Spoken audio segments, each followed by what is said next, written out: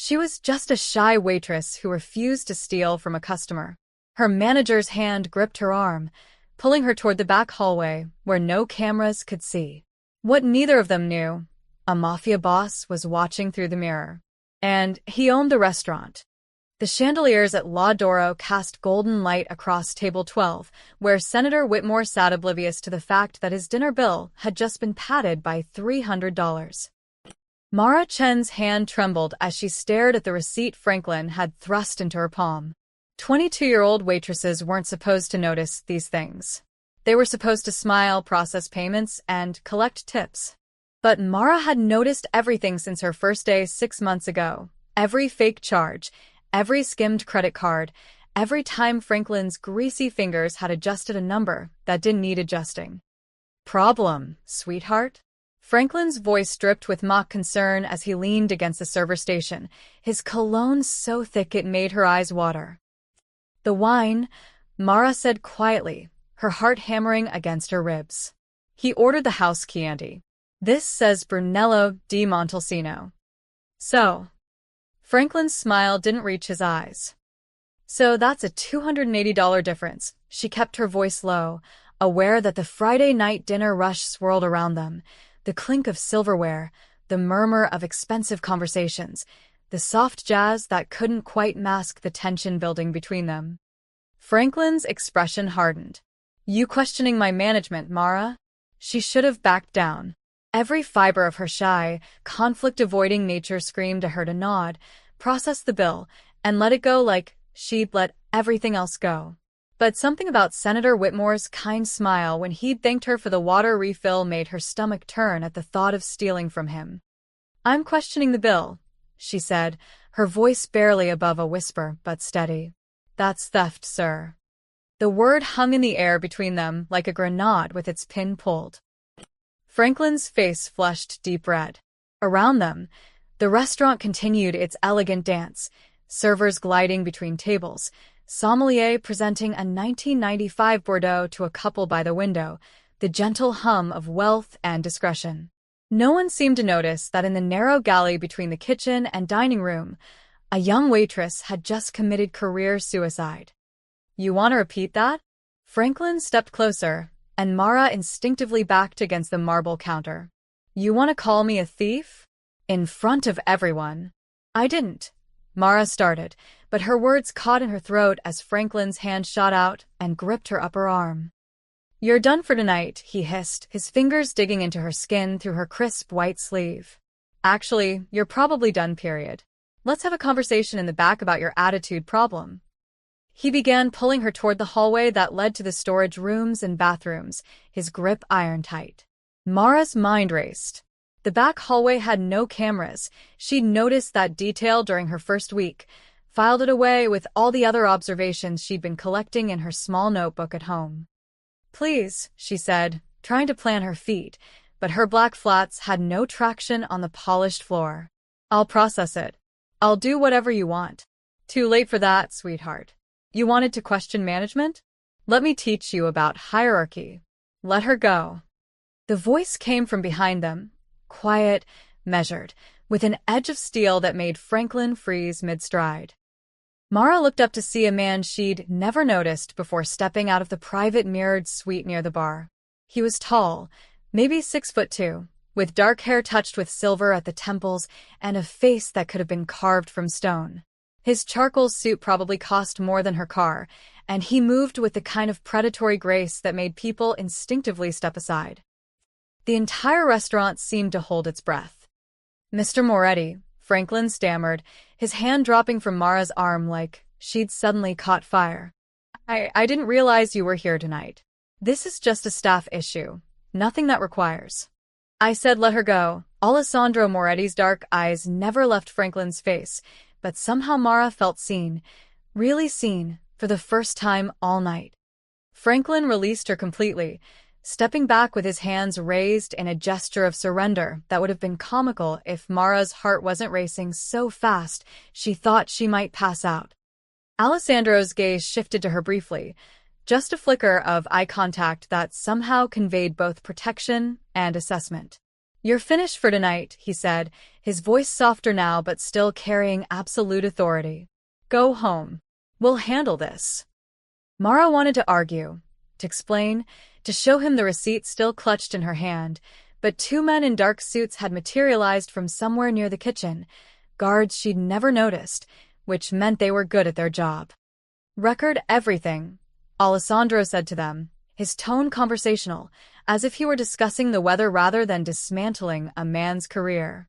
"Review the security footage from the past 6 months. Every transaction Franklin processed, every bill he modified, every supplier payment he signed off on. I want documentation of all of it." "Yes, sir," one of the guards said, already pulling out a phone. Franklin's face had gone from red to gray. "Mr. Moretti, please, if we could just discuss this in private." "There's nothing to discuss." Alessandro buttoned his suit jacket with careful precision. "You made your choices, Franklin. Now you live with the consequences. Marcus, please escort Mr. Torres to the office and make sure he doesn't touch anything until we've completed our audit." As the guard moved toward Franklin, Alessandro turned back to Mara. Up close, she could see the thin scar above his left eyebrow, the way his jaw tightened almost imperceptibly, the calculating intelligence in his eyes that made her feel like he'd already read her entire life story. "You did the right thing," he said quietly, meant only for her ears. That took courage. Then he was gone, disappearing back through the mirrored door before Mara could find her voice to thank him, or ask him who he really was and why everyone in La Doro seemed terrified of him. She stood there for a moment, the receipt still crumpled in her fist, watching the restaurant return to normal around her as if nothing had happened. But everything had changed. She could feel it in the weight of the other servers' stares, in the nervous energy that now pulsed through the kitchen, in the way her hands had finally stopped shaking.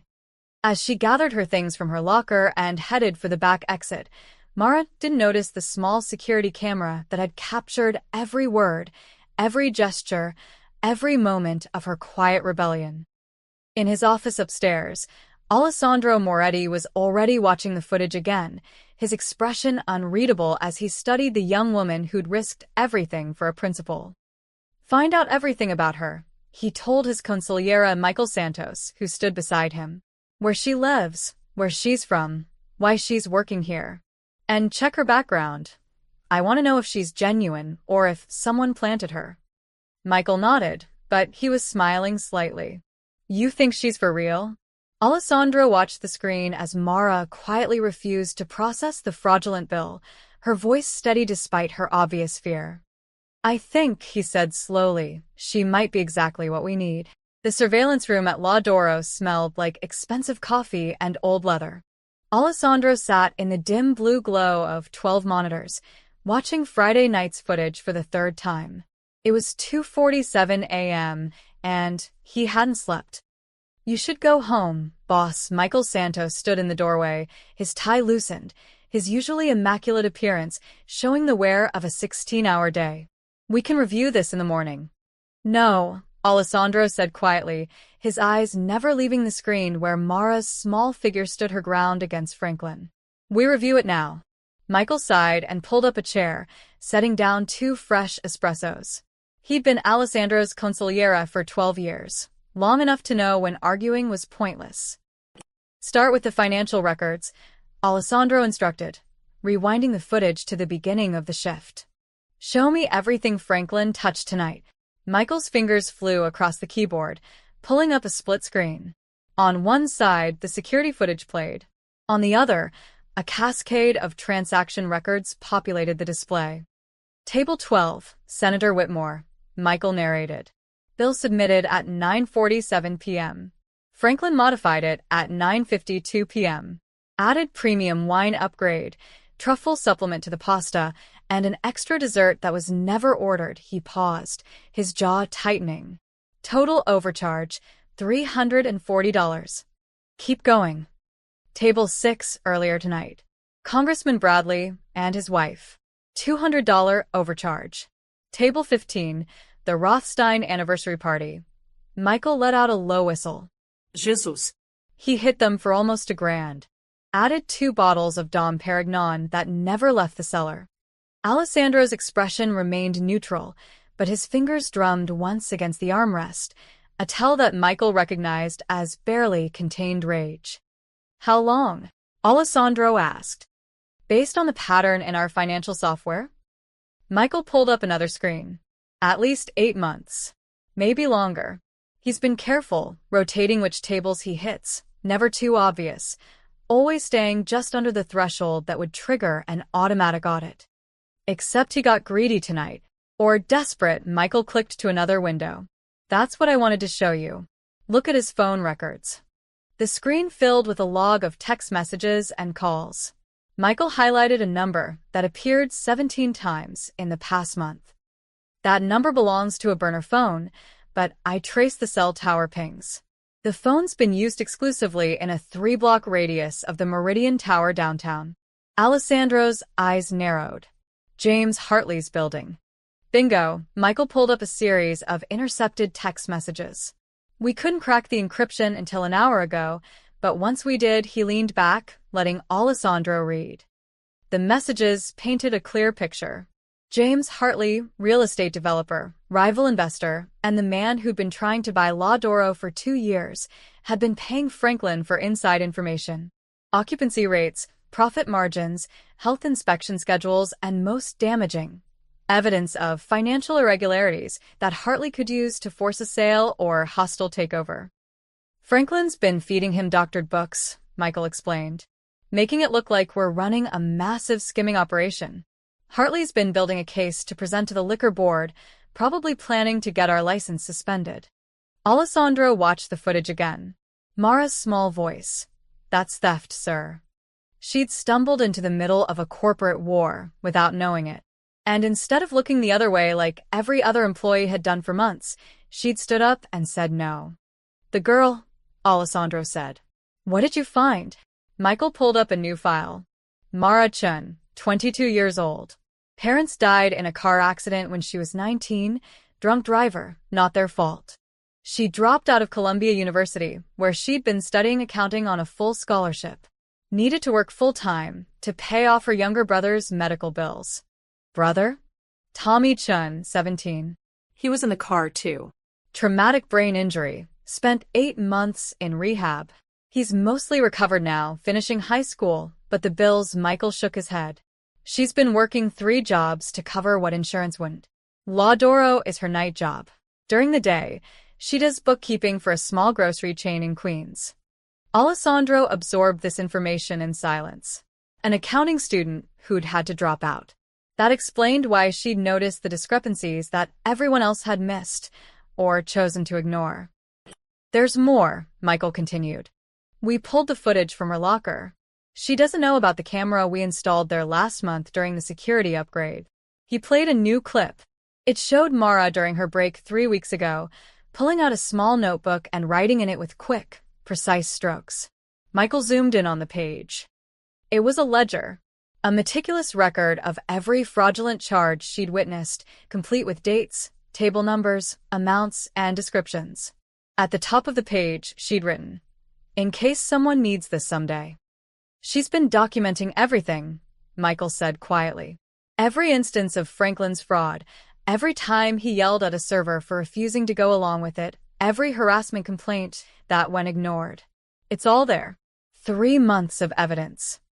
Alessandro stood abruptly, pacing to the window that overlooked the dark Chicago street below. La Doro's neon sign reflected in the rain-slicked pavement, casting everything in shades of gold and shadow. "She could have gone to the authorities," he said. "She's scared," Michael replied. "Look at her employment history. Before this, she worked at 2 other restaurants. Both times, she quit after less than 2 months. My guess? She saw similar problems, spoke up, and got fired for it. Now she's got her brother depending on her. She can't afford to lose another job. So she stayed quiet and kept records." Alessandro turned back to the screens, hoping someone with power would eventually notice. Smart girl. Smart, principled, and observant, Alessandro returned to his chair, steepling his fingers as he studied Mara's image frozen on the screen. Qualities in short supply. Michael waited, knowing his boss was working through a plan. Don't fire Franklin, Alessandro finally said. What? Not yet. If we fire him now, Hartley will know we're onto him. He'll destroy evidence, disappear, and come at us from another angle. Alessandro's smile was cold and precise. But if Franklin thinks he's safe, thinks he intimidated the girl into silence, he'll keep communicating with Hartley. He'll get bolder. You want to use him as bait. I want to use him as a weapon. Alessandro pulled up Franklin's personnel file. Call him tomorrow. Tell him there was a misunderstanding, that the girl has been dismissed for insubordination, and that we value his loyalty. Make him believe he won. And then we watch him. We record everything.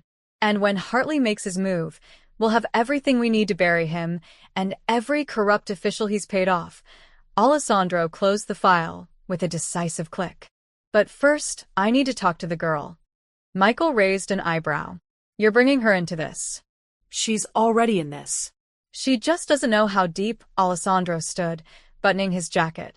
Tomorrow afternoon. Bring her to the office under the pretense of final paperwork. I want to see if she's as brave in daylight as she was tonight. And if she's not. Alessandro paused at the door, looking back at the frozen image of Mara standing up to Franklin, her spine straight despite her fear. Then we'll protect her anyway, he said. She earned that much. Mara's alarm went off at 6:30 a.m., and for a moment, she forgot why her entire body ached with tension. Then the memories flooded back. Franklin's grip on her arm, the stranger's cold voice cutting through the chaos, those dark eyes that had seen right through her. She sat up in the tiny studio apartment in Queens, careful not to wake Tommy, who was asleep on the pull-out couch across the room. Her 17-year-old brother had kicked off his blankets again, his hair sticking up at odd angles. The scar above his left temple, barely visible now, but Mara could never stop seeing it, caught the morning light filtering through their thin curtains. Medical bills from his accident were stacked neatly on the kitchen counter. $47,000 remaining. At her current rate, working 3 jobs, she'd have it paid off in 2 years. Maybe 3. If she still had those jobs. Mara pulled her laptop onto her knees and opened a blank document. Her hands hovered over the keyboard for a long moment before she started typing.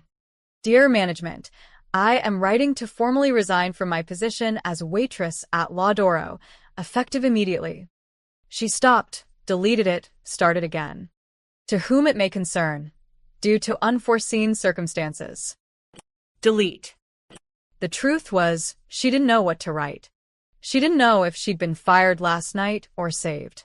She didn't know who Alessandro Moretti was, beyond the obvious, someone important enough to make Franklin turn gray with fear. She didn't know if coming back would mean walking into an ambush, or if staying away would mean losing the best-paying job she'd ever had. What she did know was that she'd crossed a line. You didn't question management and survive. Not in her experience. Mara closed the laptop and pulled open her nightstand drawer. Beneath a stack of bills and a worn copy of Pride and Prejudice that had been her mother's, she found the notebook. It was nothing special, a cheap composition book with a black and white marbled cover, the kind you could buy at any drugstore for $2. But inside its pages was 3 months of careful documentation. Evidence. Insurance, maybe, or just a way to convince herself she wasn't going crazy. She flipped to the first entry, dated 3 months ago. June 15th, Table 8. Franklin added $150 premium cocktail upgrade to couple's bill. They only ordered house wine. Manager Jake saw it, said nothing. June 18th, server Maria questioned Franklin about fake delivery charge. He screamed at her in front of everyone, called her stupid. She cried in the bathroom for 20 minutes. HR did nothing.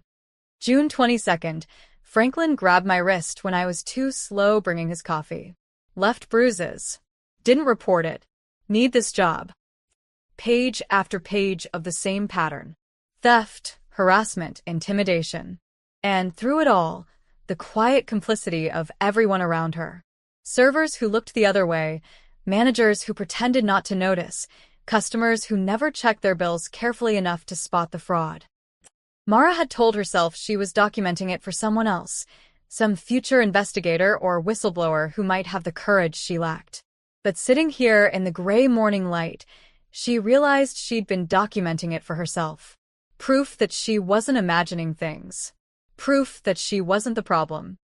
"You're up early." Tommy's voice made her jump. He was sitting up on the couch, squinting at her without his glasses. "Couldn't sleep," Mara said, closing the notebook quickly. "You okay?" "You look—" Tommy fumbled for his glasses on the side table, put them on, and studied her more carefully. "You look like you've been crying." "I'm fine." She wasn't fine. She'd cried herself to sleep at 3 a.m., terrified that she'd just destroyed their financial stability over a stupid principle. Just tired. Tommy knew her too well. What happened? Mara considered lying, but she'd never been good at it. "I think I got fired last night." What? Why? "I stopped a theft." She tried to smile. "Turns out that's frowned upon in the restaurant business." Tommy was fully awake now, anger flashing across his face, the same protective streak their father had. "That's illegal. You could sue them." "We could." "We could do nothing," Mara interrupted gently.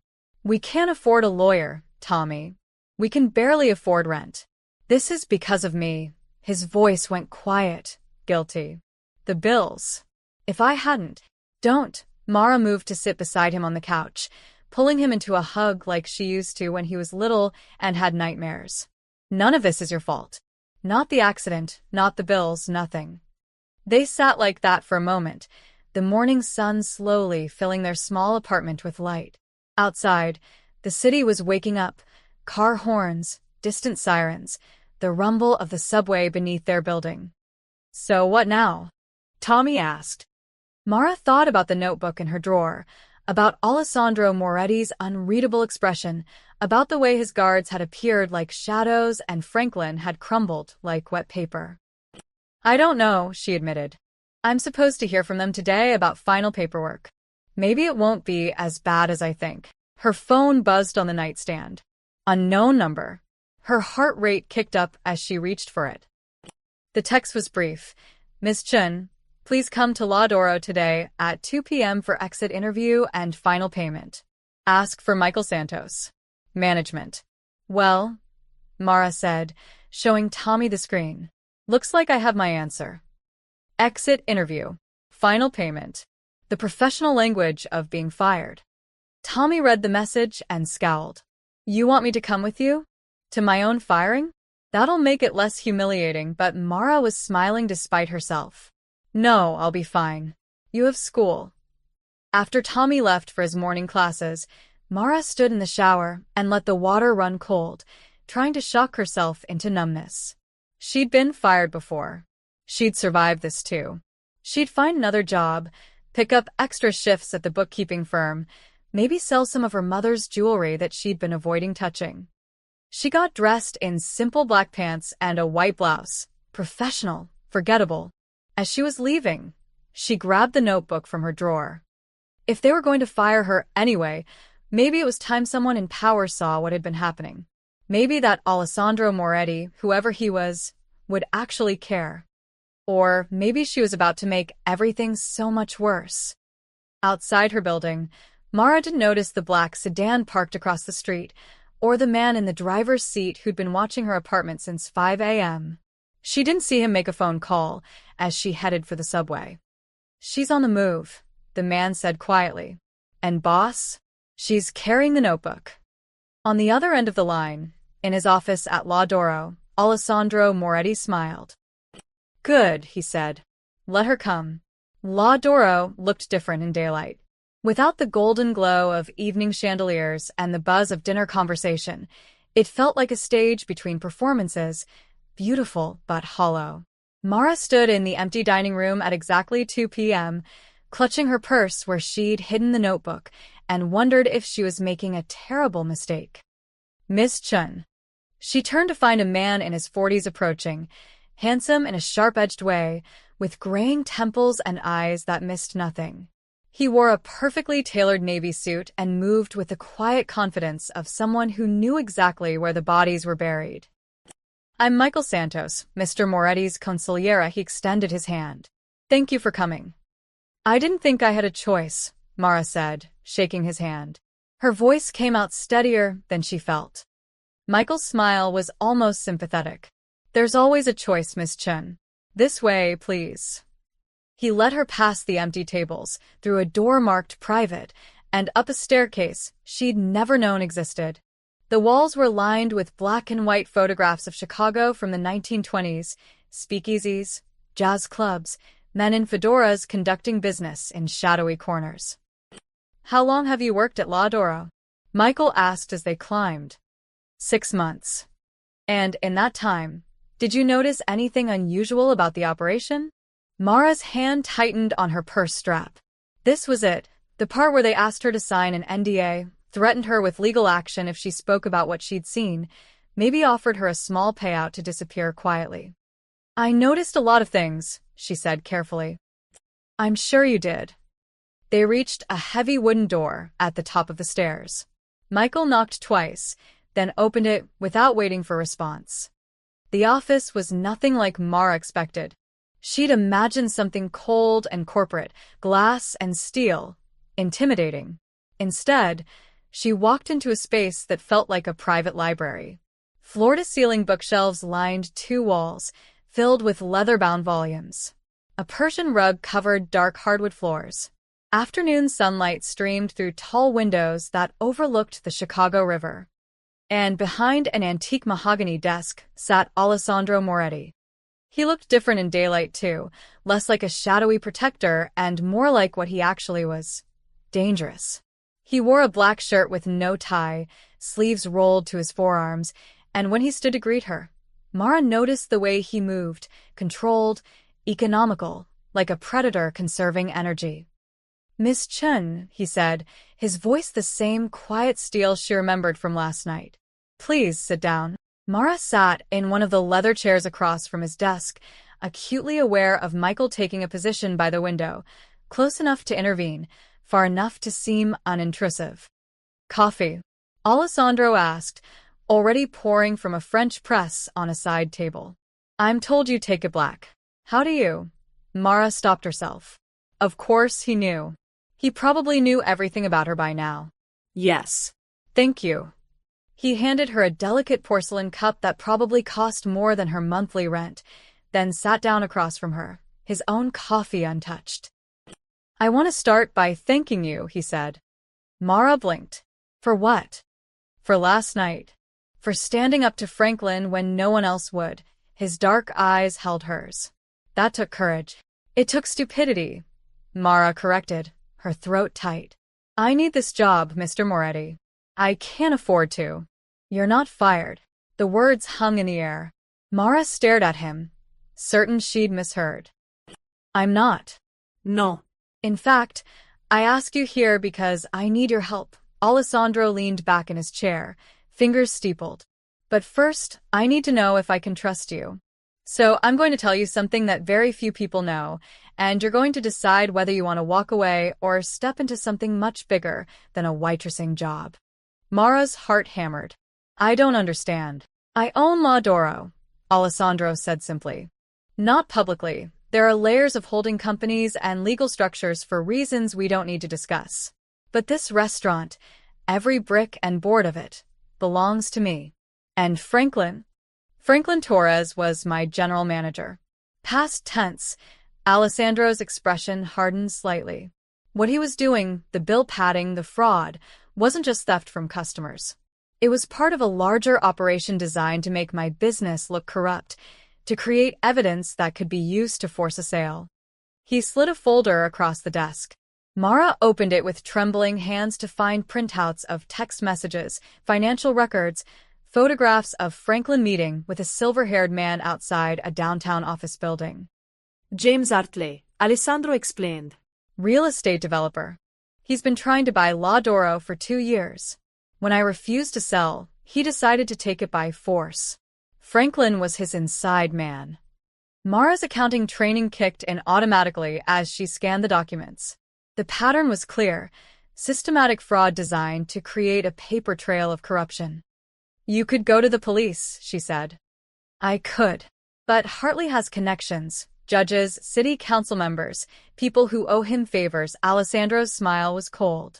Taking him down requires more than just evidence. It requires strategy. He pulled out another folder, and Mara's breath caught as she recognized her own handwriting. Her notebook, or rather, photocopies of every page. "You've been documenting everything," Alessandro said quietly. "Every instance of fraud, every harassment complaint, every time Franklin crossed a line. You saw the rod in this place, and instead of running, you kept a record." He leaned forward, his gaze intense. Why? Mara's hands shook around the coffee cup. "I thought Someone might need it someday. someone who could actually do something about it." "You were right." Alessandro closed the folder gently. "Miss Chen, Mara, I need to identify which staff members are honest and which are part of Hartley's network. I need someone who's been paying attention, who knows who looked away and who participated. Someone the other servers trust." "You want me to spy for you?" "I want you to help me clean house," he corrected. "To rebuild La Doro into what it should be, a place where people like you don't have to choose between their integrity and their paycheck." Mara stood abruptly, pacing to the window. Below, the city sprawled in every direction, millions of people fighting their own battles, making their own impossible choices. "I have a brother," she said quietly. "He depends on me. If I do this and it goes wrong—" "If you do this, you'll have my protection," Alessandro interrupted. "And if you choose to walk away right now, you'll still have my protection. What Franklin did to you last night was unacceptable. That doesn't happen to people under my roof." Mara turned to face him. "And what happens to Franklin? That depends on how deep Hartley's network goes." But eventually, Alessandro's expression was unreadable. He'll face consequences for his choices. The way he said it made Mara shiver. This man wasn't just a restaurant owner. The way Michael stood guard, the way Franklin had turned gray at his voice, the careful way he talked about consequences. Alessandro Moretti was something else entirely. Something dangerous. "If I help you," Mara said slowly, "I need to know what I'm getting into. Who are you really?" Alessandro stood, walking to the bookshelves where a framed photograph showed a younger version of him with an older man who had the same intense eyes. "I'm someone who values loyalty," he said finally, "and punishes betrayal. I'm someone who built something from nothing and refuses to let corrupt men take it apart." He turned back to her. "And right now, I'm someone who's giving you a choice. Help me save this place, or walk away with 3 months severance and a strong recommendation for your next job." Mara thought about Tommy, about the bills, about every other time she'd stayed silent and hated herself for it. "If I do this," she said, "I want a guarantee. My brother stays protected, no matter what happens to me." Alessandro nodded once. "Done. And I want to see Franklin face real consequences. Not just fired. Actual justice." "That," Alessandro said with a slight smile, "I can promise you'll enjoy watching." Mara took a deep breath and extended her hand. "Then I'm in." Alessandro's office transformed into a war room within minutes. Michael spread blueprints across the desk, while another man Mara didn't recognize set up a laptop displaying live feeds from cameras throughout the restaurant. "This is Victor," Alessandro said, gesturing to the newcomer, a wiry man in his 30s with the look of someone who could disappear into a crowd in seconds. "Best surveillance tech in Chicago." Victor nodded at Mara, without smiling. Mom. "Mara's going to help us identify the players," Alessandro continued, pulling up staff photographs on a tablet. "Start with the servers. Who knew what Franklin was doing?" Mara studied the faces, her stomach churning. These were her coworkers, people she'd shared breaks with, complained about difficult customers with, occasionally laughed with during the chaos of Saturday night rushes. "Marcus," she said, pointing to a photo. "The bartender. He definitely knew. I saw him and Franklin splitting cash from the register after closing once. They didn't know I was still in the stockroom." Michael made a note. "Who else?" "Jake, the floor manager. He saw Franklin alter bills multiple times and never said anything. But I don't think he was getting paid off. I think he was just she struggled for the word." "A coward," Alessandro supplied, not unkindly. Yeah, Mara pointed to another photo. But Sarah, Lisa, and David, the other waiters, they're clean. They question things sometimes but got shut down fast. They have families, bills. They couldn't afford to lose their jobs. Like you, Michael observed. Like me. For the next 20 minutes, Mara walked them through the entire staff structure, identifying who was complicit, who was intimidated into silence, and who was genuinely unaware. With each name, she felt like she was betraying confidences, but Alessandro's earlier words echoed in her mind. Help me rebuild this into what it should be. Good, Alessandro said when she finished. Now comes the interesting part. Victor, show her the setup. Victor pulled up a new screen showing Franklin's phone records. We've been monitoring his communications since last night. He received a call from Hartley's people an hour ago. He played an audio file. Mara recognized Franklin's voice immediately, though it sounded strained, nervous. Telling you Moretti knows something. He had me in the office for 20 minutes asking about procedures, double-checking everything. I think the girl talked. Calm down, the second voice was smooth, educated, cold. Did he fire you? No, that's what's weird. He apologized for the misunderstanding, said the waitress was just confused, gave me a bonus for my trouble. Then he doesn't know anything. He's testing loyalty. This is actually perfect timing. Perfect? How is any of this? Because we're ready to move. We have enough evidence of financial irregularities to take to the liquor board next week. But we need one more piece, proof of organized crime connections. Get us footage from Moretti's private meetings. His security feeds, client lists, anything that shows he's running more than just a restaurant. A long pause. Then Franklin. That's not what we agreed. You said I'd just provide financial data. And we're paying you $50,000 for your trouble. That's considerably more than we agreed, Mr. Torres. Think of it as hazard pay. Mara watched Alessandro's face as the recording played. He showed no emotion, but his fingers drummed once against the desk. That same tell Michael had noticed the night before. He took the deal, Victor said, fast-forwarding through Franklin's eventual agreement. They're meeting Thursday night at Hartley's office in the Meridian Tower. Franklin's supposed to bring the data on a secure drive. Thursday, Alessandro repeated, glancing at Michael. That gives us 4 days. 4 days to do what? Mara asked. To give Franklin exactly what he's asking for, Alessandro's smile was sharp and calculated. Victor, I want you to create a dummy drive. Fill it with files that look like legitimate business records, but are actually completely legal transactions. Restaurant suppliers, staff payroll, tax documents. Boring, clean, useless. He's expecting criminal evidence, Michael said, catching on. When he delivers clean records, Hartley will know something's wrong. Exactly. He'll push Franklin for more, maybe even threaten him. Franklin will panic. Alessandro turned to Victor. Can you set up surveillance in Hartley's office? Already done. Planted microcameras during their cleaning service shift last month. Just needed a reason to activate them. Victor pulled up a new screen showing multiple angles of a corner office with floor-to-ceiling windows. Audio and visual, completely undetectable. Mara's head spun. You've been planning this for a month? I've been planning this since Hartley first tried to buy La Doro 2 years ago, Alessandro corrected. Last night just accelerated the timeline. He looked at her directly. Which is why I need you to do something that might feel wrong. What? Tomorrow, I need you to go back to work like nothing happened.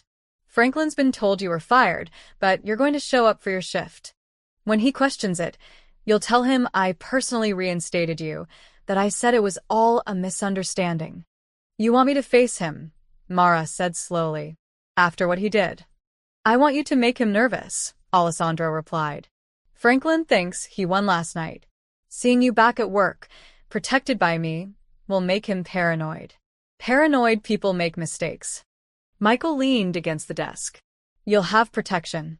Victor will be monitoring everything through the security feeds, and we'll have 2 men in the dining room posing as customers. If Franklin even looks at you wrong. I can handle Franklin, Mara interrupted, surprising herself. The fear from last night was still there, but underneath it was something harder, angrier. What happens after Thursday? After you record the meeting? Then we decide how to use it, Alessandro said. Hartley has connections, but connections can be severed when those people see what he's really been doing. We'll leak the footage to the right journalists, the right prosecutors. By the time we're done, Hartley won't be able to buy a food truck, much less a restaurant. And Franklin? The room went quiet. Alessandro exchanged a look with Michael that Mara couldn't quite read. Franklin made his choices, Alessandro said finally. He chose money over integrity, chose to hurt people weaker than himself, chose to betray trust. Those choices have consequences. There was something in his tone that made Mara remember her earlier observation. This man was more than a restaurant owner. Much more.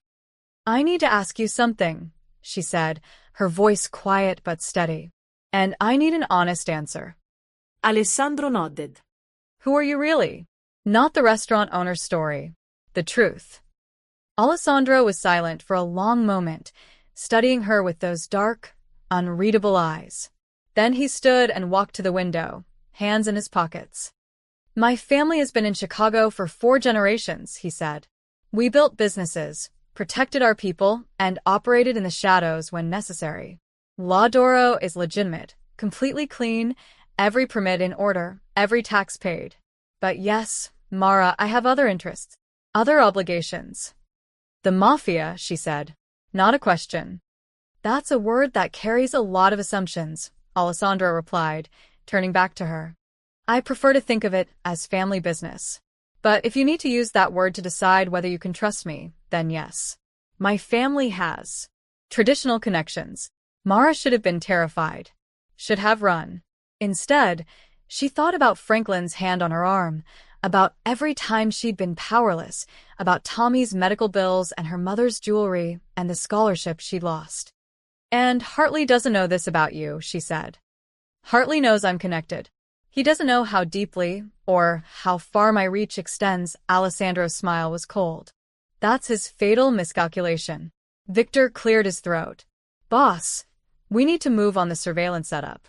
If we're going to have everything in place by Thursday. Do it, Alessandro said. Then tomorrow.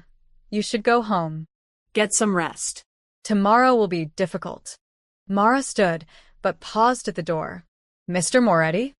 Alessandro, he corrected gently. Alessandro. Thank you. For last night. For this. She gestured at the war room around them. For giving me a chance to fight back. Thank you for being brave enough to take it, he replied. As Michael walked her back downstairs, Mara felt the weight of what she'd agreed to settling on her shoulders. She was now part of something dangerous, something that could destroy her if it went wrong. But for the first time in 3 years, since the night her parents died and her world collapsed, she felt like she had some control over her own fate. And that was worth the risk. Mara's hands shook as she tied her apron strings in the staff locker room. It was 5:47 p.m. on Wednesday, her first shift back since Friday night. The other servers gave her strange looks, a mixture of sympathy and confusion. I thought you were fired, Sarah whispered, catching Mara by the sink. Sarah was 43, a single mother of 2, with worry lines etched deep around her eyes. So did I, Mara admitted. Franklin's been telling everyone you quit. Said you couldn't handle the pressure. Sarah glanced toward the kitchen where voices rose and fell in pre-shift chaos. He doesn't know you're here yet.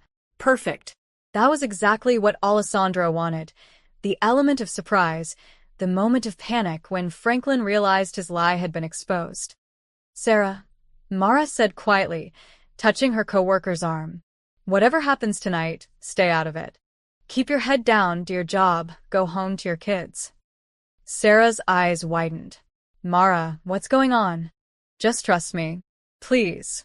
Before Sarah could respond, the kitchen doors swung open and Franklin emerged, clipboard in hand, his voice carrying across the locker room as he barked instructions about table assignments.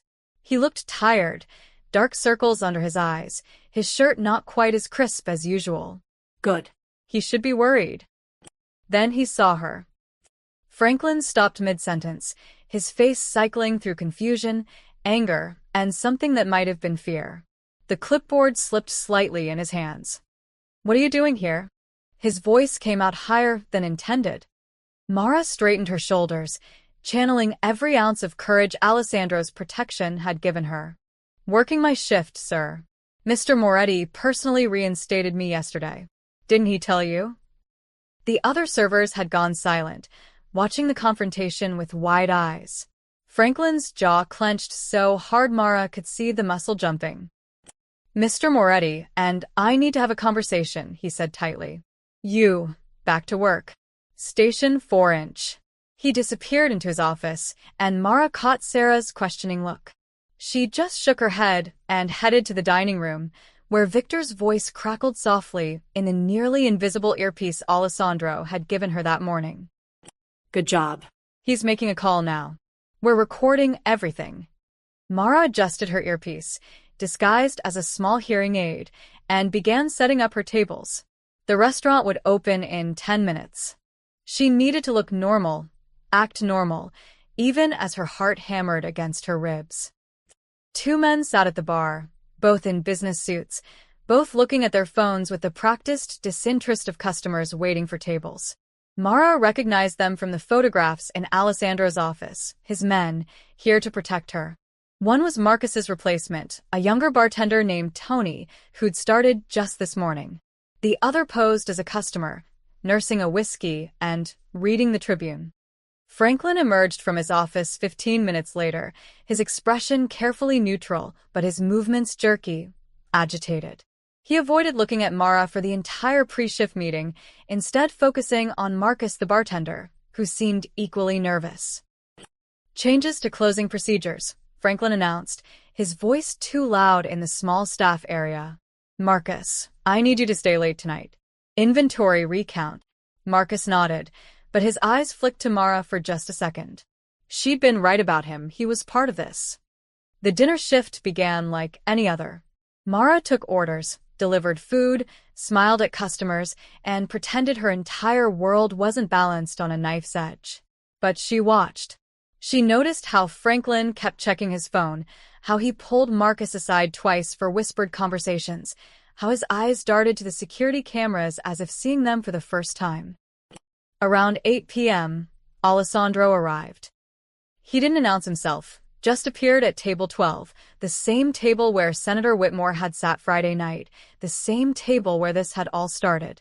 He was alone, dressed in a charcoal suit that probably cost more than Mara's car, and when he caught her eye, he gave the smallest nod. Franklin nearly dropped his clipboard when he spotted him. "Mr. Moretti," he stammered, rushing over. "We didn't have you on the reservation list. I would have prepared." "I don't need preparation, Franklin. Just a table and good service." Alessandro's voice was mild, pleasant even, but there was steel underneath. "I believe Ms. Chun is working station 4. "Yes, but I can have someone else." "No need. She'll be fine." Mara approached with a water glass, her hands steady despite the tension crackling through the air. "Good evening, Mr. Moretti. Can I start you with something from the bar?" McAllen, 25, neat, he looked up at her and she saw approval in his dark eyes. "And the sea base, however the chef recommends." "Of course." As she walked away, Victor's voice whispered in her ear. Franklin just texted Hartley. "Moretti here. Watching everything." "This feels wrong," Hartley's response. "Stick to the plan. Thursday night. Don't panic." Mara delivered Alessandro's whiskey, her movements automatic while her mind raced. Thursday night, tomorrow.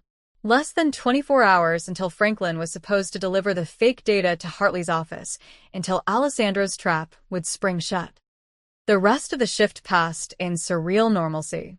Mara served customers, Franklin barked orders, the kitchen maintained its controlled chaos. But underneath, everyone who knew could feel it, the gathering storm, the sense that something was about to break. At 10:30 p.m., Alessandro paid his bill and left a $100 tip on a $60 meal. As Mara cleared his table, she found a note under the napkin. "Well done. Tomorrow, everything changes." Franklin left early, claiming a headache. Marcus stayed for the inventory count that was clearly a cover for something else, probably coordinating with Hartley's people, Mara guessed. She clocked out at 11 p.m., exhausted and wired with adrenaline. Michael was waiting in the parking lot, leaning against a black Mercedes. "Get in," he said. Alessandro wants a final briefing before tomorrow. They drove through Chicago's late-night streets, past the glowing windows of buildings that never slept. Mara watched the city blur past and thought about how different everything looked when you knew its secrets. Alessandro's office was lit by a single desk lamp when they arrived. He sat in shadow, studying multiple computer screens showing various angles of Hartley's office in the Meridian Tower. "Victor finished the setup this afternoon," he said without preamble.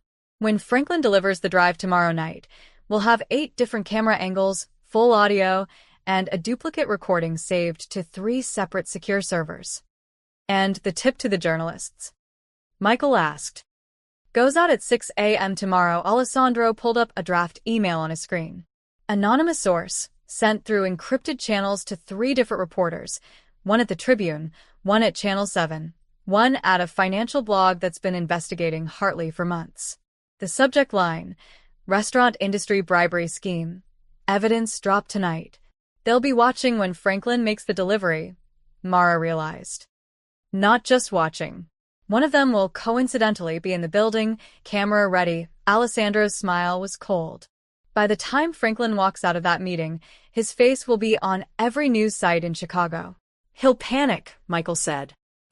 "He'll run straight to us, begging for protection." Alessandro stood, pacing to the window. "And we'll have every word, every admission, every piece of evidence we need to destroy Hartley's entire operation." Mara thought about Franklin's grip on her arm, his threats, his months of theft and abuse. What happens to him after? After he gives you everything? Alessandro turned, his expression unreadable in the dim light. "What do you think should happen?" It was a test, Mara realized. He was asking what kind of justice she wanted, legal or otherwise. "I think," she said slowly, "he should face real consequences. Prison if possible. Public humiliation, definitely. But most of all, I think everyone should know what he did. The servers he bullied, the customers he stole from, everyone who suffered because of his greed, they should know justice was served." Alessandro nodded, something like respect flickering in his eyes. "Then that's what you'll get. Michael, tomorrow morning." "Already drafted," Michael interrupted, pulling up documents on his tablet. "The moment we have Franklin's confession on tape, these go to the state's attorney's office, the IRS, and the FBI's white-collar crime division. Between the fraud, the conspiracy, and the racketeering charges Hartley's facing, Franklin's looking at 10 to 15 years minimum." "Good." Alessandro checked his watch. "It's late. Mara, go home. Get some sleep. Tomorrow's going to be a long day." As Michael drove her back to Queens, Mara stared out at the city lights and wondered if she'd be able to sleep at all. Tomorrow, everything would change. Tomorrow, Franklin and Hartley would fall. Tomorrow, she'd finally understand what it felt like to fight back and win. Thursday morning broke gray and cold over Chicago, the kind of October day that promised rain. At 6:02 a.m., 3 journalists in different parts of the city received the same encrypted email. The subject line read, "Restaurant Industry Bribery Scheme. Evidence dropped tonight." Rachel Kim, investigative reporter for the Chicago Tribune, was on her second coffee when the email arrived. She'd been following James Hartley's business dealings for 8 months, ever since a tip suggested he was using intimidation and bribery to acquire properties in the downtown corridor. She'd never been able to prove it. Until now. The email was brief. Meridian Tower, 47th floor, Hartley Development Offices. 8 p.m. tonight. Bring a camera. You'll want to document this. Attached were 3 files, financial records showing systematic fraud at La Doro, text message logs between Franklin Torres and an unnamed contact, and a photograph of Franklin entering the Meridian Tower dated 2 weeks ago. Rachel forwarded the email to her editor with a single line. "This is it. The Hartley story. I need a camera crew tonight." Across town, In Alessandro's surveillance office, Victor monitored the journalists' responses in real time. All three took the bait, he reported, watching as separate email threads lit up with urgent messages. Tribune's sending their best investigative team. Channel 7 is mobilizing a camera crew. The financial blog guy is already on his way to scout the location. Alessandro sat perfectly still in his chair, a chess player watching his pieces move into position. And Franklin? Left his apartment 20 minutes ago. He's been driving in circles. Classic counter-surveillance behavior, except he's terrible at it. Victor pulled up GPS tracking from Franklin's phone. He's scared. Good. Fear makes people sloppy. Alessandro checked his watch. 6:47 a.m. Michael. Status on the office setup. Michael looked up from his laptop. Victor's cameras are active and recording. We've also got 2 men in the building, one working as security on the 47th floor, another as maintenance. If Franklin tries anything unexpected, they'll intervene. He won't. Alessandro stood, buttoning his suit jacket. Franklin's too predictable. He'll follow Hartley's instructions exactly, collect his payment, and think he's won. Until he walks outside and finds 3 news crews waiting, Michael said with a slight smile. Victor zoomed in on another monitor showing the Meridian Tower's main entrance.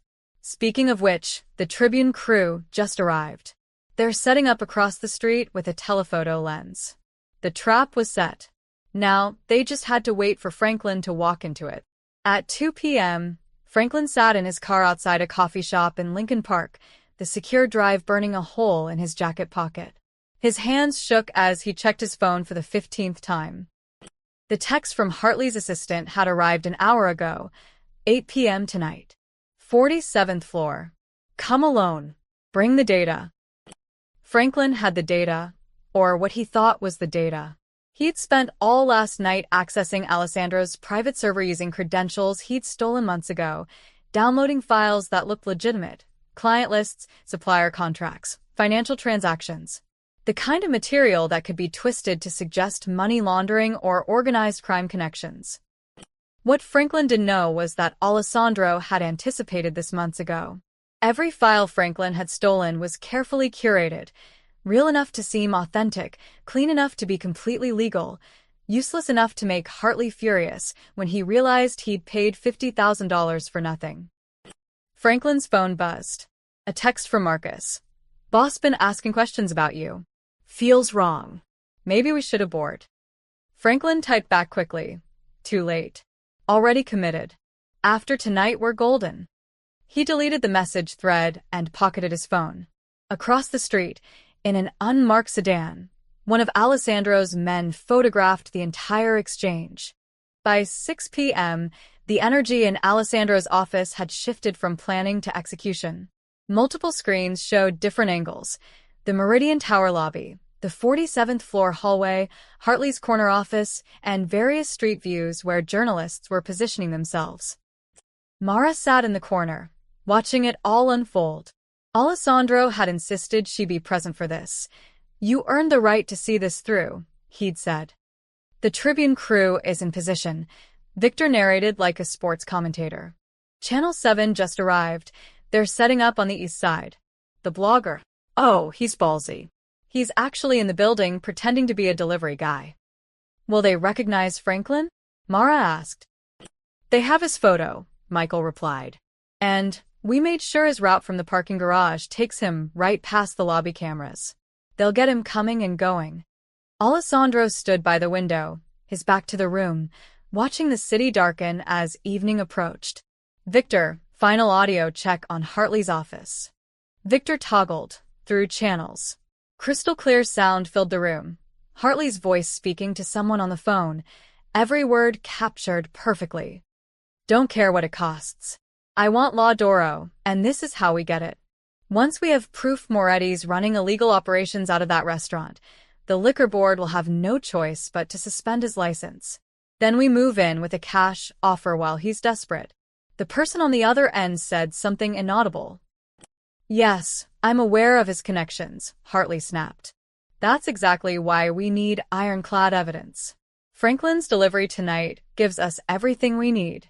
Alessandro turned from the window, his expression cold satisfaction. Record that. I want it in the package we send to the state's attorney. Already done, Victor confirmed. The minutes crawled past. 7:15 p.m. 7:30 p.m.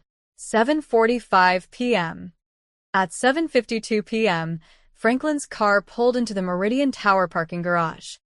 Here we go, Michael murmured. They watched on the monitors as Franklin emerged from his car, looking around nervously. He straightened his tie, checked his pocket for the drive, and headed for the elevators. The lobby cameras caught him perfectly, his face clearly visible, his body language screaming guilt and anxiety. Outside, Rachel Kim focused her telephoto lens and started shooting. Franklin rode the elevator to the 47th floor, unaware that 3 cameras captured his ascent. He stepped out into the hallway, newly waxed floors, expensive art on the walls, the kind of corporate luxury that whispered of power and money. He knocked on Hartley's office door at exactly 8 p.m. In Alessandro's office, everyone held their breath.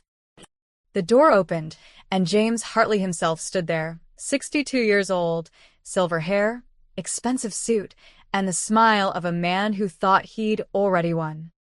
Mr. Torres, Hartley said, his voice warm but his eyes calculating. Right on time. Please come in. Franklin stepped inside, and the door closed behind him. Victor switched to the internal office cameras. 8 different angles showed Franklin and Hartley facing each other, the city lights of Chicago spreading out behind them through floor-to-ceiling windows. I have what you asked for, Franklin said, pulling out the drive with trembling hands. Everything from Moretti's private server. Client lists, financial records, supplier payments. There's at least a dozen transactions that look questionable. Hartley took the drive, turning it over in his hands like it was a precious gem. You're certain he doesn't know you access these files? Positive. I cover my tracks, Franklin licked his lips. About the payment. Of course, Hartley moved to his desk, opened a drawer, and pulled out a thick envelope. 50,000 as agreed. Cash, untraceable. Franklin's hands shook as he took the envelope. This was it. Enough money to disappear, to start over somewhere Hartley and Moretti, and all of this couldn't touch him. What he didn't see was Hartley's slight frown as he inserted the drive into his computer and began scrolling through files. What he didn't hear was Hartley's assistant in the outer office, speaking quietly into a phone. Yes, Mr. Hartley. I've confirmed. Those journalists are definitely here. All 3 sources we were worried about. In Alessandro's office, Michael leaned forward. Wait. Hartley knows about the journalists. Of course he does, Alessandro said calmly. He has his own intelligence network. But he thinks they're here investigating him, which they are. What he doesn't know is that we orchestrated it. On screen, Hartley's expression was darkening as he reviewed the files. Hartley looked up at Franklin. This is all legitimate business. Legal contracts, normal supplier relationships, standard client records. There's nothing here I can use. Franklin's face went pale. That's impossible. I pulled everything from his private server. Then either you pulled the wrong files or Moretti's smarter than we thought, Hartley stood abruptly. I paid you $50,000 for evidence, Mr. Torres. Not a collection of restaurant invoices and payroll records. I can get more, Franklin said desperately. Give me another week. We don't have another week. The liquor board review is Monday. Hartley moved to the window, staring out at the city. This was supposed to be the final piece. Without it, everything falls apart. Outside the Meridian Tower, Rachel Kim adjusted her camera lens and smiled. She'd just captured Franklin Torres entering the building with a secure drive, and she'd just intercepted an interesting radio transmission from Hartley's security team mentioning the delivery. Everything was falling into place. And Franklin Torres had no idea his entire world was about to collapse. Franklin stumbled out of the Meridian Tower at 8:47 p.m., $50,000 lighter, and his confidence shattered. Hartley's final words echoed in his ears. Don't contact me again until you have something actually useful. He made it 3 steps onto the sidewalk before the first camera flash went off. Mr. Torres. Franklin Torres. Rachel Kim rushed forward, microphone extended, her camera operator right behind her. Can you comment on the bribery scheme involving La Doro restaurant? Franklin froze, his face draining of color. I don't, what are you? Channel 7 News, another reporter materialized from his left, camera already rolling. We have evidence you've been paid by James Hartley to fabricate fraud allegations against Alessandro Moretti. Would you like to make a statement? No comment. Franklin tried to push past them, but a third journalist blocked his path, the blogger, phone camera recording everything. Is it true you've been stealing from customers for 8 months? We have footage of you altering bills and harassing staff members who questioned. Get away from me. Franklin shoved past the blogger, practically running toward the parking garage.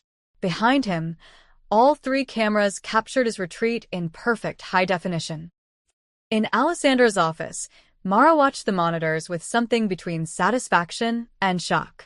How did they know so fast? Because we sent them everything an hour ago, Victor said, pulling up the email logs. When Franklin entered the building, an automated trigger sent comprehensive evidence packages to all 3 journalists. The footage of him dragging you, the falsified bills, the text messages with Hartley, financial records showing systematic theft. Everything.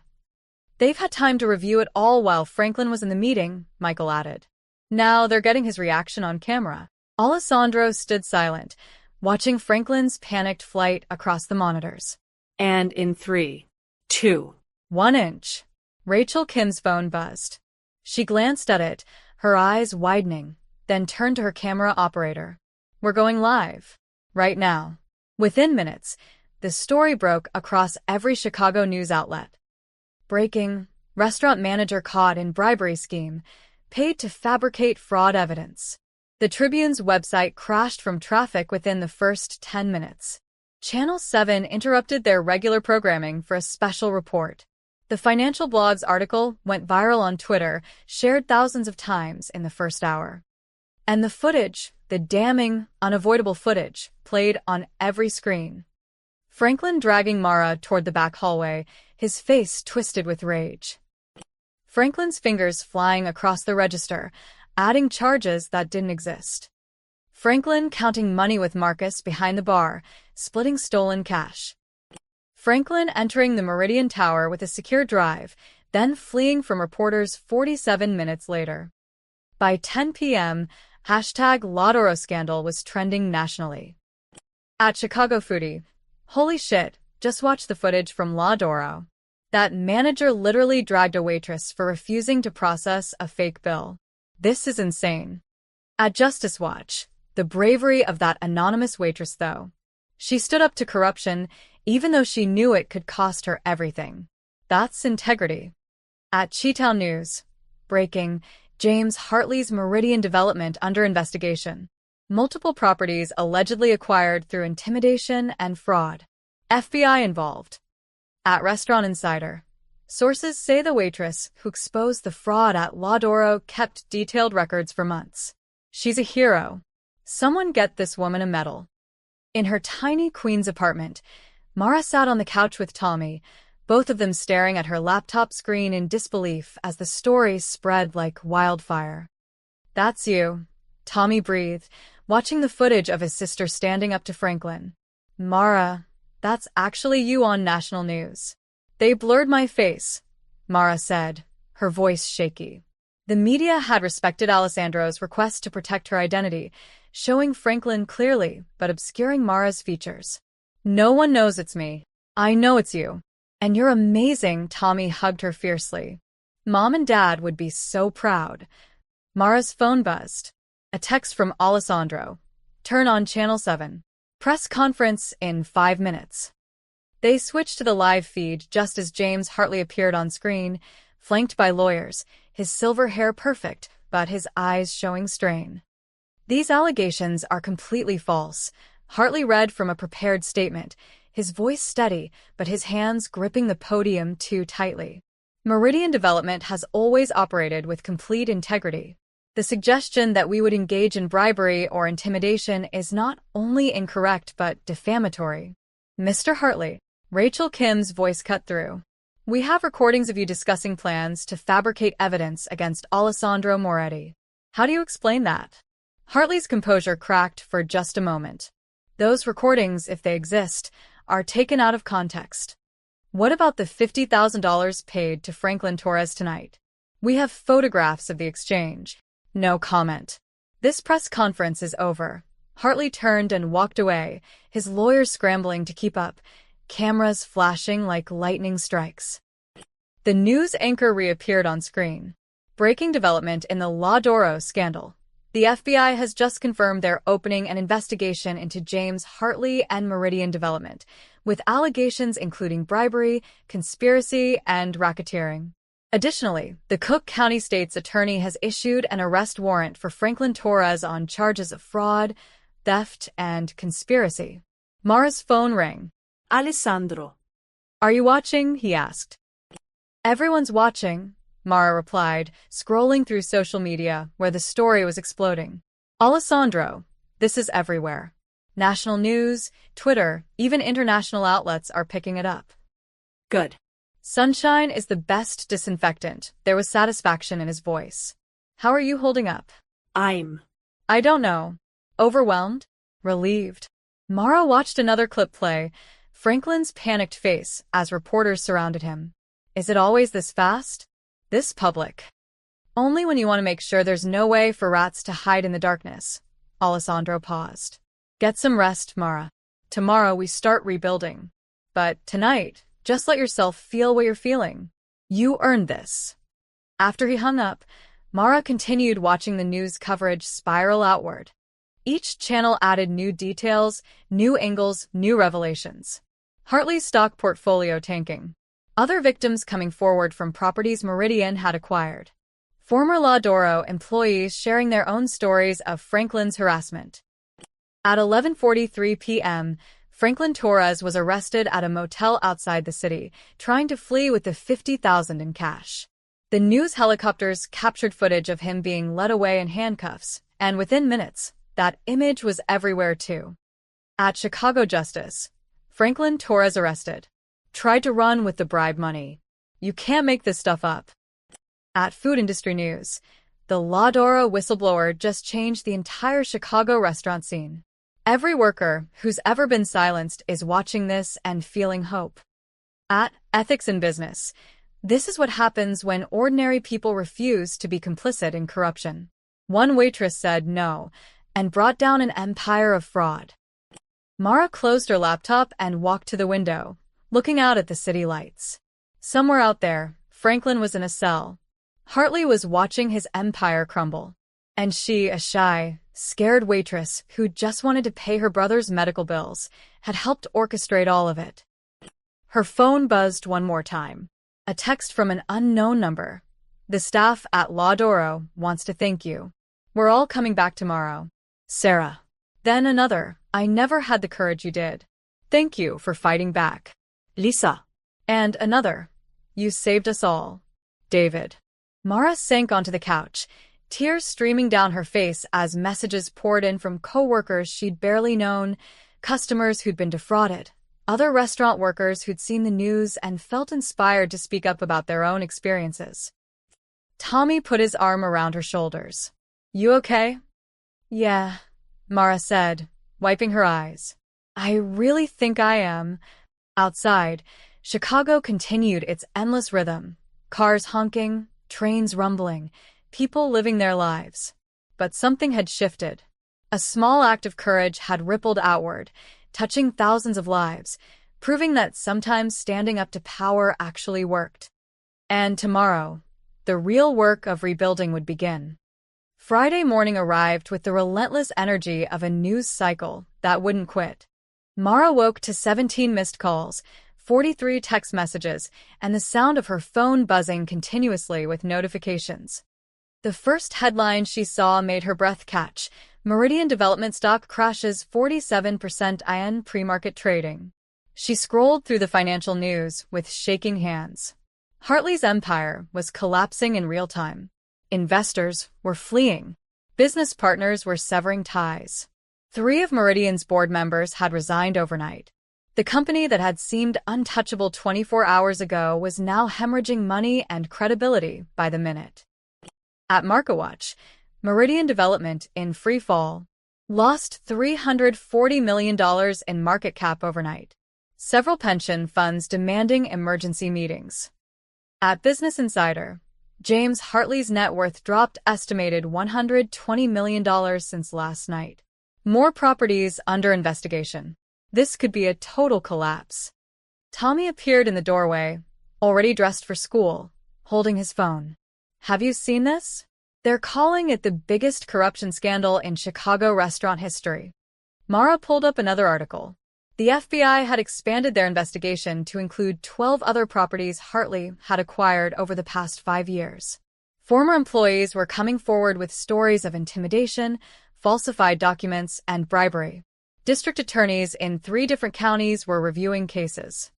And at the center of it all was the footage of a small waitress saying, "That's theft, sir."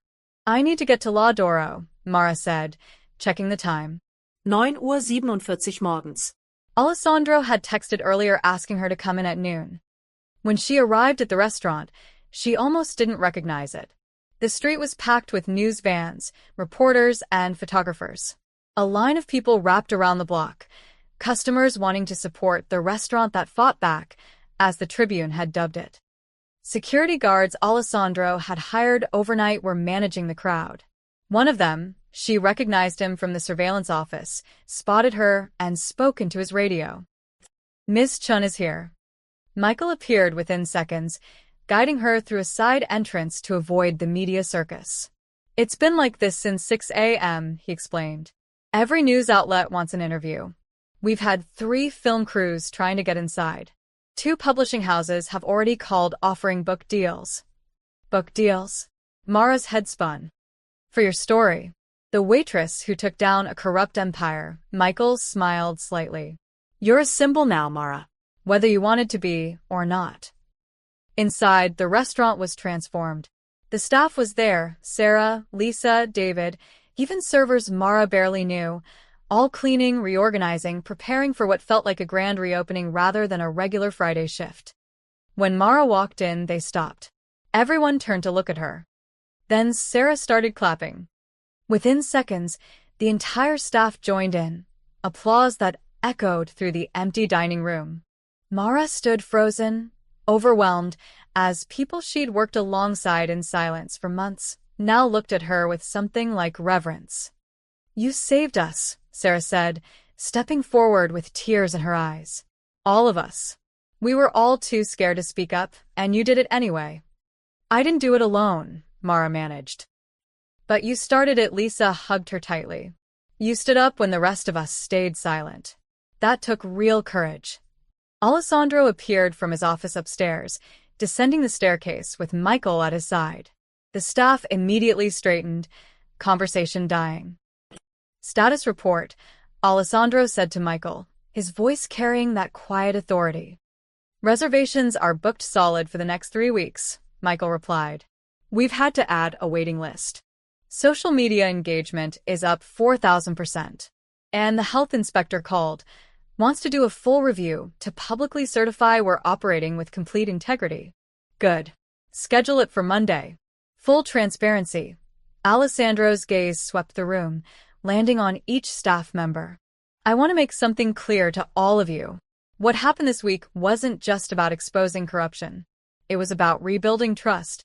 Every single person in this room has a choice now: stay and be part of something better, or walk away with a month's severance and my recommendation." No one moved. "If you stay," Alessandro continued, "understand that La Doro operates differently now. No tolerating harassment. No looking the other way. No compromising integrity for profit. We do this right, or we don't do it at all." "We're staying," Sarah said, and a murmur of agreement rippled through the staff. Alessandro nodded once. "Then let's get to work." As the staff dispersed to their stations, Alessandro gestured for Mara to follow him upstairs. In his office, Victor had multiple screens showing the ongoing news coverage. "Franklin's lawyer just released a statement," Victor said, pulling up the document. "He's claiming coercion, saying Hartley threatened him into cooperation, trying to cut a deal with prosecutors. "Will it work?" Mara asked. "No," Alessandro said flatly. "We have 8 months of evidence showing Franklin initiated the theft long before Hartley got involved. The recordings from last night prove he was a willing participant. He'll serve time." On one of the screens, a reporter stood outside the Cook County Jail. Franklin Torres remains in custody on $500,000 bail, which his family cannot afford. Sources say he's cooperating with authorities, providing information about Hartley's broader operation in exchange for a reduced sentence. "He's vanishing into the legal system," Michael observed. "By the time this is over, he'll be just another statistic." A conscionaritae. Mara thought about Franklin's grip on her arm, his threats, his months of unchecked power. Now he was in a cell, his career destroyed, his reputation ruined, facing years in prison. She waited to feel satisfaction, but mostly she just felt tired. "What about the others?" she asked. Marcus, the bartender. The managers who looked the other way. "Marcus cut a deal this morning," Victor said. "Full cooperation in exchange for probation. He's singing like a canary about Hartley's other properties." Alessandro moved to the window overlooking the street where the crowd still gathered. "The staff who were complicit but not criminal, they're gone. We let them resign quietly. The ones who were just scared, trying to survive, they're staying if they want to." "And La Doro?" Mara asked. "Is about to become the most famous restaurant in Chicago." Alessandro turned back to her. "Which is why we need to discuss your role going forward." "My role?" Michael pulled up a new organizational chart on one of the screens. At the top was Alessandro's name. Directly below it, a new position, Director of Operations, Mara Chen. "You're offering me a promotion?" Mara's voice came out barely above a whisper. "I'm offering you a partnership," Alessandro corrected. "You've proven you have integrity, intelligence, and courage. You know this business from the ground up, you understand what needs to change, and the staff trusts you. I need someone like that helping me rebuild. I don't have experience. You have something better.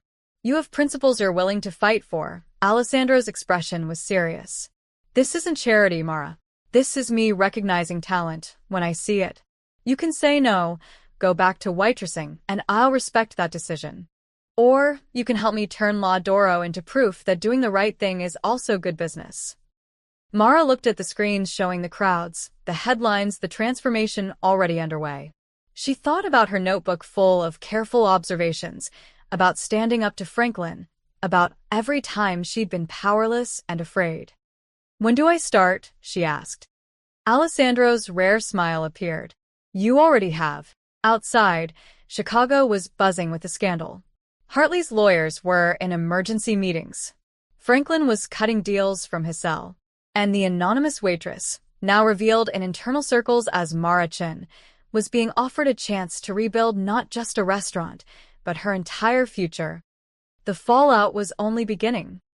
But for the first time since her parents died, Mara felt like she was building something instead of just surviving.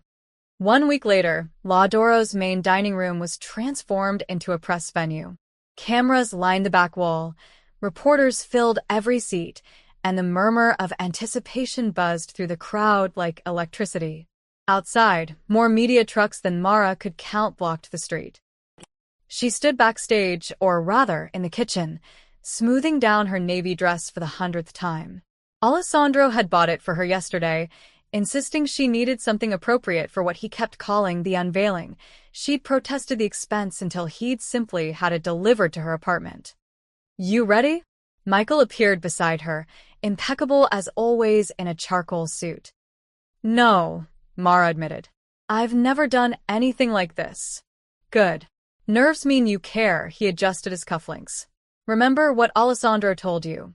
Speak from the heart, keep it brief, and don't let them bully you into saying more than you want to."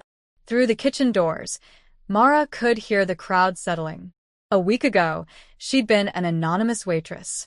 Now she was about to step onto a stage in front of national media to be introduced as the new director of operations of Chicago's most talked-about restaurant.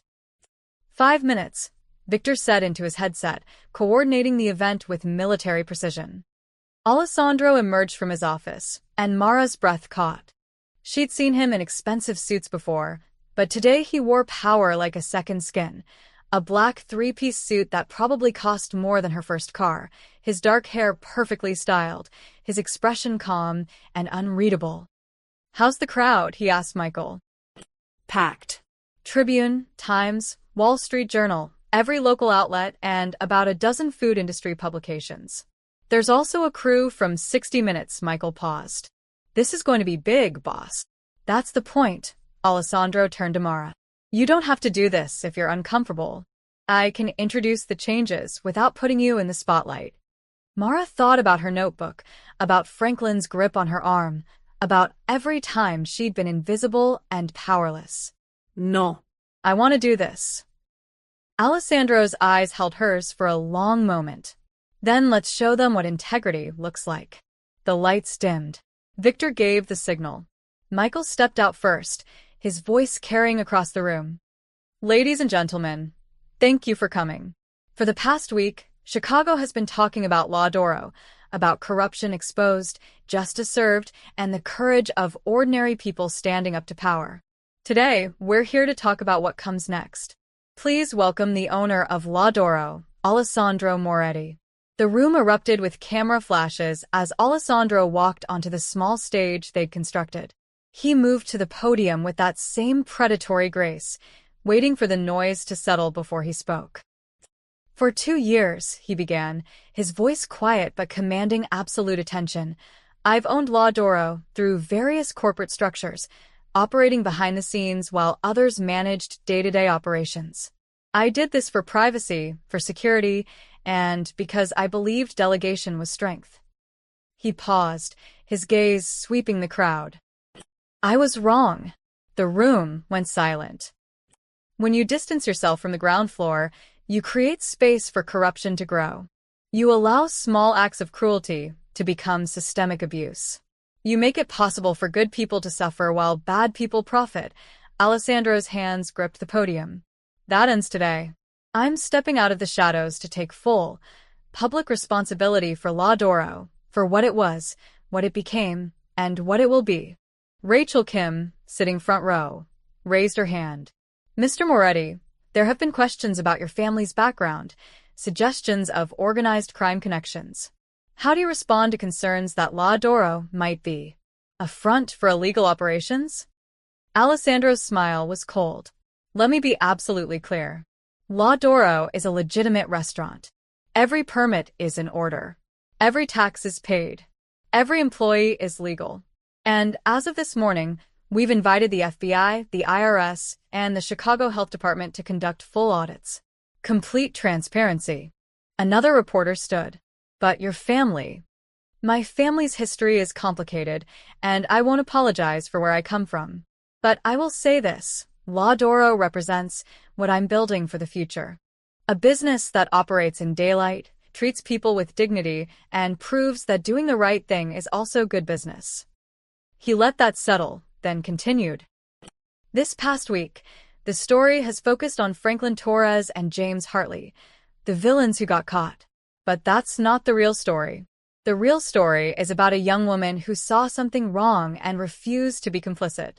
A woman who documented months of abuse, knowing it might cost her everything. A woman who stood up to power when everyone else, including me, had failed to notice what was happening in my own restaurant." Alessandro turned slightly, extending his hand toward the kitchen. "Mara Chun, would you please join me?" Mara's legs felt like water as she walked through the kitchen doors. The camera flashes were blinding. The crowd was enormous. But Alessandro's steady presence beside her anchored her, kept her moving forward. She stepped onto the stage, and the room exploded with questions. "Ms. Chun, how long did you document the fraud? Were you scared when you confronted Franklin? What made you decide to speak up?" Alessandro raised a hand, and the room quieted instantly. That kind of power, Mara thought, couldn't be bought. "I want to read you something," Alessandro said, pulling a piece of paper from his jacket. "This is from Mara's notebook, dated 3 months ago," he read. "In case someone needs this someday. Someone brave enough to care." He looked at Mara. You were documenting evidence for someone else. Someone you hoped would have the courage you thought you lacked. But Mara, you were that someone. You were always that brave. Mara felt tears prick her eyes. Which is why, Alessandro continued, turning back to the crowd, effective immediately, Mara Chun is Ladoro's new director of operations. She'll be implementing comprehensive reforms, fair pay policies, anonymous reporting systems for harassment, transparency in billing, and regular staff training on ethics and integrity. She's 22 years old. She has more courage than most people twice her age, and she's going to help me prove that restaurants can be profitable without being predatory. The room erupted with more questions, but Alessandro spoke over them. I told Mara something yesterday, and I want to share it with all of you. Integrity doesn't belong to the powerful. It belongs to the brave.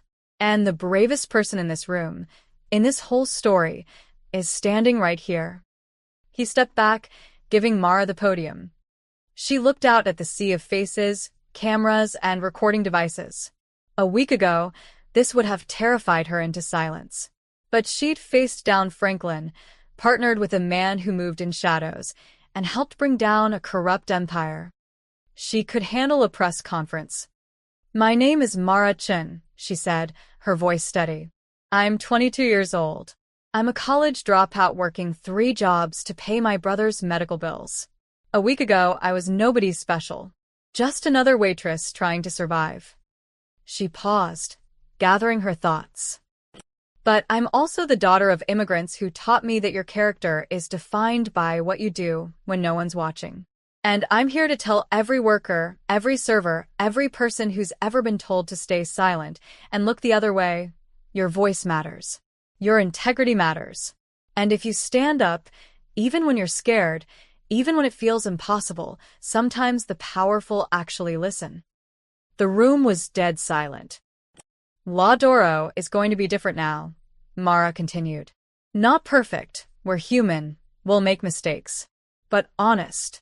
Transparent. A place where doing the right thing isn't punished, it's rewarded. And if we can do it here, other restaurants can do it too. She looked at Alessandro, who nodded with something like pride in his eyes. Thank you, Mara said simply, and stepped back from the podium. The room erupted, questions, camera flashes, reporters shouting for follow-ups. But through it all, Mara felt something she hadn't felt in 3 years. Hope. The new sign went up on a cold Monday morning, 2 weeks after the press conference. Workers on scissor lifts carefully removed the old Ladoro lettering, replacing it with something bolder, more deliberate. Ladoro built en trousse. Mara stood on the sidewalk with her coffee, watching the transformation. Around her, a small crowd had gathered, curious passers-by, loyal customers, a few reporters who seemed to permanently camp outside now. It's perfect, Sarah said, appearing beside her with her own coffee. Simple. Honest. It's terrifying, Mara admitted. What if we can't live up to it? Then we fail honestly, which is better than succeeding through lies, Sarah smiled. You taught us that. Inside the restaurant, the transformation was even more dramatic. Alessandro had closed Ladoro for 10 days, an eternity in the restaurant business. For what he called comprehensive restructuring. In reality, it was a complete overhaul of how the business operated. Mara had spent those 10 days in a whirlwind of activity that still made her head spin. She'd worked with HR consultants to develop new hiring practices. She'd partnered with a local law firm to create anonymous reporting systems for harassment. She'd restructured the pay scale to ensure servers earned living wages, even on slow nights. And today they were reopening. Staff meeting in 5, Michael called from the doorway. Everyone in the main dining room. The team assembled, 32 employees, a mix of old staff who'd stayed and new hires who'd been meticulously vetted. Gone were Franklin's cronies, the managers who'd looked the other way, the bartenders who'd helped skim profits. In their place were people who'd survived background checks, reference verifications, and personal interviews with Mara herself. Alessandro stood at the front of the room, Mara beside him. She still wasn't used to this, being leadership, being visible, being someone people looked to for direction. Before we open these doors, Alessandro began, I want everyone to understand what La Doro represents now. This isn't just a restaurant. It's a statement. We're proving that integrity and profitability aren't mutually exclusive. He gestured to Mara. Our director of operations has implemented new policies that I want everyone to review. Mara stepped forward, tablet in hand, trying to channel the confidence she'd felt at the press conference. First, compensation. Everyone is now salaried with benefits, health insurance, paid sick leave, and retirement contributions. No more relying solely on tips to survive. Murmurs of approval rippled through the staff. Second, transparency. All bills are itemized and reviewed by 2 people before reaching customers. Any discrepancies get flagged immediately. We're also implementing a customer feedback system where they can report any concerns directly to management, anonymously if they prefer. Third, she continued, zero tolerance for harassment. We've partnered with an outside firm that handles all complaints confidentially. You report to them, not to us, which means no retaliation is possible. Every complaint will be investigated thoroughly. David, one of the servers who'd stayed, raised his hand. What about training? Some of us have only worked in less professional environments. Good question. Mara pulled up a schedule on her tablet. Every staff member goes through 40 hours of training, customer service, ethics, conflict resolution, and industry best practices. We're starting today, before the dinner shift. Over the next week, Mara watched the transformation take hold. The staff training sessions revealed both strengths and gaps. Sarah turned out to be a natural leader, taking newer servers under her wing. David had an eye for detail that made him perfect for quality control. Lisa, quiet and observant, became Mara's assistant, helping track metrics and identify improvement areas. But the real test came from the customers. On reopening night, reservations were completely booked. The crowd that gathered outside at 5 p.m. was a mix of loyal patrons, curious newcomers, and people who wanted to support the restaurant that fought back. Mara worked the floor alongside the servers, her new role be damned. She wanted to see firsthand how the changes played out in real time. Table 6 has a question about their bill, Sarah reported. They think we undercharged them for wine. In the old days, that would have been Franklin's opportunity. Now, it was a chance to prove their honesty. Mara reviewed the bill, found the error.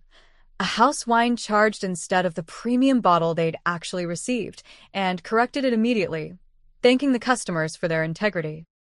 Most places would have just kept the error, the customer said, surprised. We're not most places, Mara replied. Word spread. That small moment of honesty got tweeted, posted on Instagram, mentioned in a food blogger's review. By the end of the week, La Doro's reputation had shifted from corruption exposed to gold standard for ethics. But while Mara focused on the visible transformation, Alessandro was handling the shadows.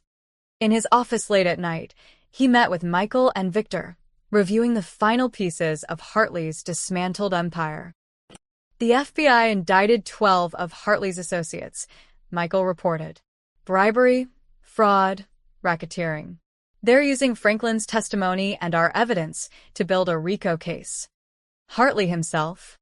Alessandro asked. Facing 47 counts across 3 jurisdictions. His lawyers are negotiating a plea deal, but the prosecutors aren't budging. He's looking at 15 to 20 years minimum. Good, Alessandro pulled up financial records on his screen. What about his property holdings? Victor grinned. That's the beautiful part. Meridian Development is in bankruptcy. Their properties are being liquidated to pay legal fees and victim restitution. The building they tried to use against us? Just sold at auction. To whom? To a shell corporation owned by, Victor paused for dramatic effect, the Santos Family Trust. Michael's family. Alessandro's allies. The properties Hartley had acquired through corruption were now being redistributed to people who would use them legitimately. The restaurant row development he was planning? Victor continued. Cancelled. The city council members he had in his pocket? 3 resigned, 2 are under investigation. His entire network is collapsing. Alessandro leaned back in his chair, satisfied. And the other investors who were working with him? Scattered. Most are cutting deals to avoid prosecution. The ones who aren't will face the same fate as Hartley: public exposure, financial ruin, legal consequences. Michael closed his laptop. Boss, you didn't just beat Hartley. You dismantled his entire operation and sent a message to everyone else who might try something similar. That was the point. Alessandro stood, walking to the window where he could see the new sign glowing against the night sky. Corruption only works when it's hidden. Drag it into the light, and it dies. Below, Mara was locking up after a successful service, laughing with Sarah about something, looking more confident than she had 2 weeks ago.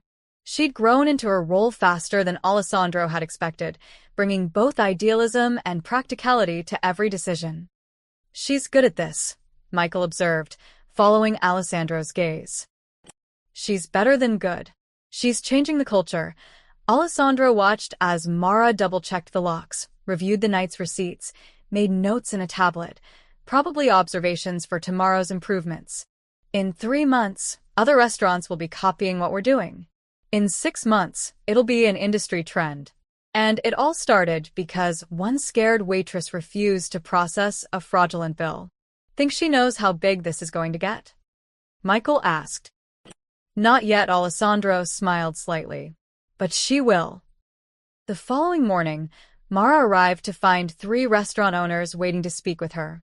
They'd heard about Laudoro's transformation and wanted advice on implementing similar policies in their establishments. By the end of the week, that number had grown to 15. Within a month, built on truth, wasn't just Laudoro's tagline, it was becoming a movement. And Mara Chin, the shy waitress who just wanted to pay her brother's medical bills, was becoming the quiet force that changed an entire industry.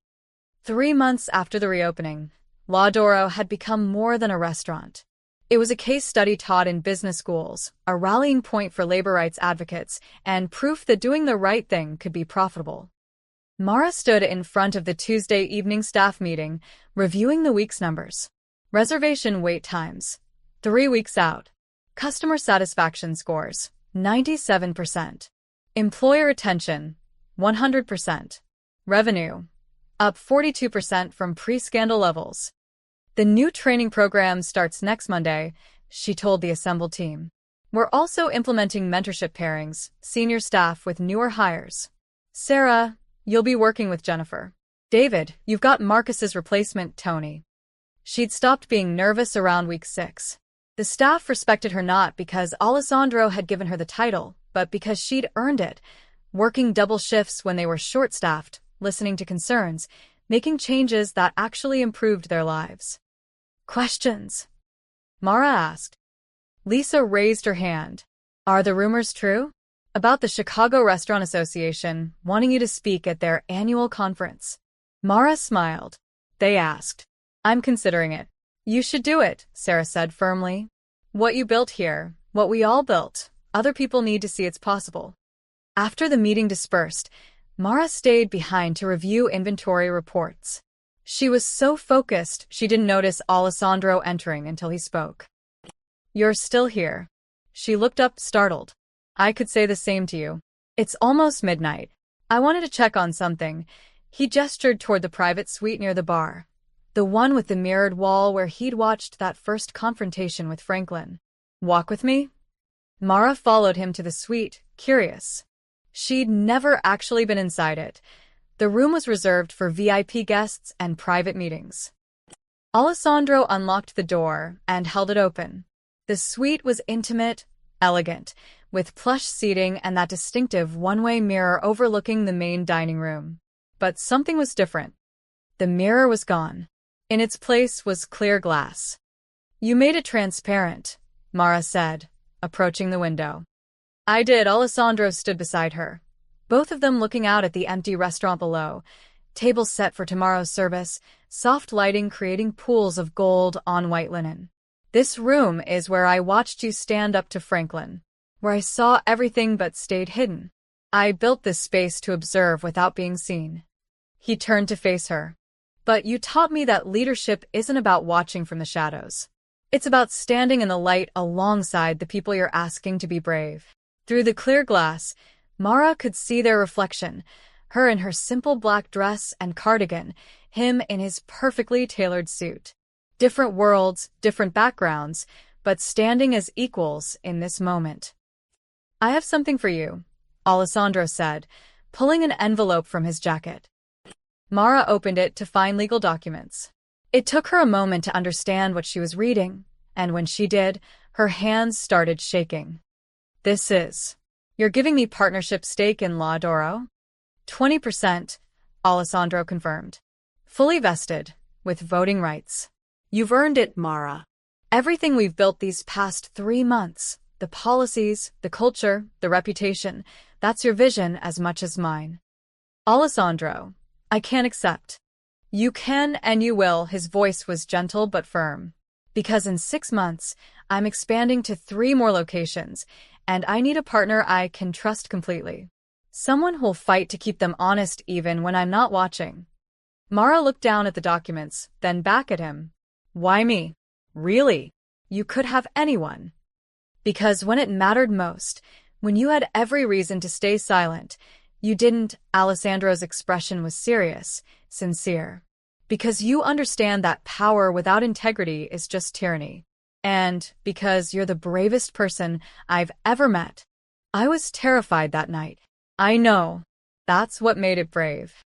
They stood in silence for a moment, looking out at the restaurant that had transformed both their lives. "Franklin got sentenced yesterday," Alessandro said quietly. 7 years, federal prison. Hartley got 15. It made the evening news. I saw, Mara had watched the coverage with Tommy, both of them quiet as the judge had read the sentence. Justice, served in daylight. Michael appeared in the doorway. "Sorry to interrupt, boss," but he stopped, taking in the scene. "Actually, this can wait." "What is it?" Alessandro asked.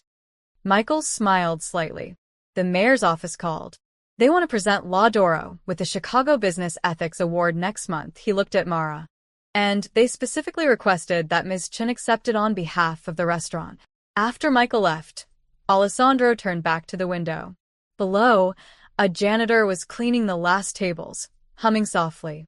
Normal life, continuing in a place that had been rebuilt from truth instead of lies. "You turned exposure into empire," Michael had said once, and Alessandro had disagreed. Because the truth was simpler and more profound. A shy waitress had seen corruption and refused to accept it. She'd documented the truth when others looked away. She'd stood her ground when she had every reason to run. And in doing so, she'd shown Alessandro what real power looked like. Not control from the shadows, but courage in the light. "Thank you," Mara said softly. "For believing in me. For protecting me. For all of it." "No," Alessandro replied, looking at their reflection in the transparent glass. 2 people who'd started as strangers and become partners, equals in the fight for something better. "Thank you." Through the clear window, La Doro stretched out before them. Built on truth, sustained by integrity, proof that sometimes the smallest act of courage could change everything. And in the reflection, a Mafia boss and a waitress stood side by side, neither in shadow nor in spotlight, but simply present. 2 people who'd learned that the real power wasn't in what you could hide, but in what you were brave enough to reveal. The restaurant would open tomorrow. The work would continue. The story would spread. But tonight, in the room where it all began, everything was transparent, honest, and exactly as it should be. The end.